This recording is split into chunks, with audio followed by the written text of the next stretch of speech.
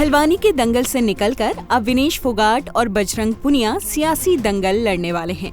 अटकलें तो पहले से ही थी। राहुल गांधी से मुलाकात के बाद इस खबर पर मुहर लग गई थी और आखिरकार कांग्रेस का दामन थामकर उन्होंने ऐलान भी कर दिया। माना जा रहा है कि विनेश को दादरी सीट से और बजरंग पुनिया को किसी जाट बहुल सीट से कांग्रेस उतार सकती है। बहरहाल सियासत में एंट्री से पहले विनेश फोगाट ने रेलवे की नौकरी से इस्तीफा दे दिया।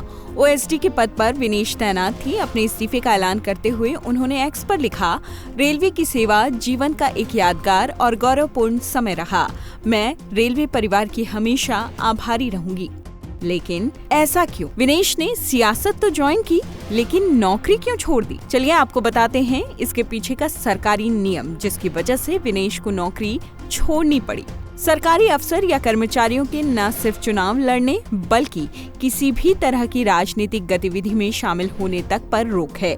केंद्र सरकार के अफसरों और कर्मचारियों पर central civil services conduct rules 1964 के तहत चुनाव लड़ने पर रोक है। इसके नियम 5 में ये प्रावधान किया गया है, कोई भी सिविल सर्वेंट किसी भी राजनीतिक पार्टी या संगठन का ना तो हिस्सा होगा और ना ही राजनीति से जुड़ेगा, ना ही किसी तरह से किसी राजनीतिक आंदोलन या गतिविधि से जुड़ेगा। ये हर सरकारी कर्मचारी की जिम्मेदारी है कि वो अपने परिवार के सदस्यों को किसी राजनीतिक आंदोलन या गतिविधि में शामिल न होने दे।